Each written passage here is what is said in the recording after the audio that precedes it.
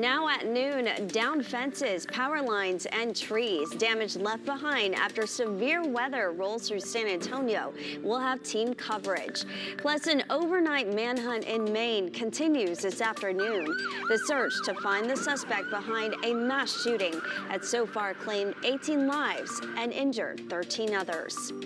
And connecting the dots, 2 scenes, 1 crime. San Antonio police are searching for a man they say shot 2 young girls overnight. What we know so far. But first, back to that severe storm that hit San Antonio. We've received several pictures and videos into our newsroom, just like this one you're seeing. This video was shared by a viewer named Carl, taken from a Walmart parking lot on Austin Highway. You can see dark clouds that seem to be in rotation, but that has not been confirmed by the National Weather Service. And we want to take a look at another video, this one taken in Seguin from viewer Mike Scardina. So you can see dark clouds and what appears to be a funnel coming down, but again, nothing has been confirmed at this hour.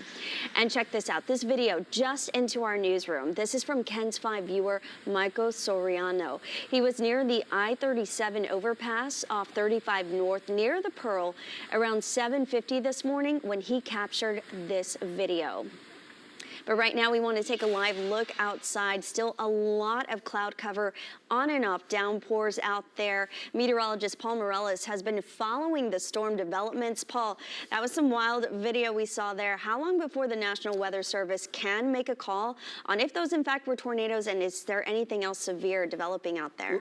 Definitely great questions. And Audrey, this has been a real interesting situation, real interesting day. You know, a lot of times when you have tornadic development, you've got really tall thunderstorms and a big system that you can see from a mile away. Well, this is totally different. This is more like a tropical kind of a setup. You've got a lot of moisture in the atmosphere and a little bit of shear, and this is what happens. I mean, these are really small, and they're very brief. They don't last very long at all. I mean, they definitely look like tornadoes on video. The National Weather Service will go out there and they'll take a look and see what the damage, whether it's divergent or converging, and they'll take a look at everything. But I would probably say those might be tornadoes. We've had a lot of these small cells that have been producing really brief tornadoes this morning. We've got a tornado warning that's in effect until 12:15 for this cell that's just outside of Floresville. There is some lightning, there is some thunder. Now, there could be a little hail with some of these, but I think the biggest threat is going to be isolated brief tornadoes.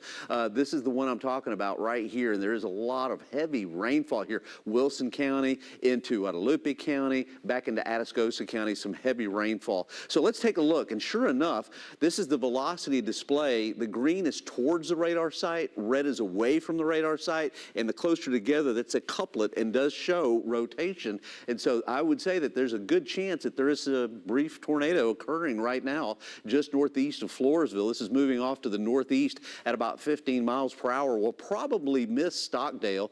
I'm trying to track it. Actually, I think I went a little bit too far north. I would say more like this. So if you're watching from this area just to the west of Stockdale, I would take cover immediately. These are not big tornadoes, but they can cause some damage. And again, tornado warning in effect until 12:15 there for Wilson County. Here's another look at it. So there's Stockdale here, and you can kind of see where everything's coming together right there just west of Stockdale. That's where it's headed right now, it looks like to me. So I'll continue to watch these thunderstorms. Again, this is the regular radar display that you're used to seeing. There's not a real well-defined hook here. There's a little weak echo region, but the possible tornado is just to the east of, what is that, 97 there, just to the northeast of Floresville. So I'll be tracking these. Again, we could see more of this as we head through the rest of the afternoon.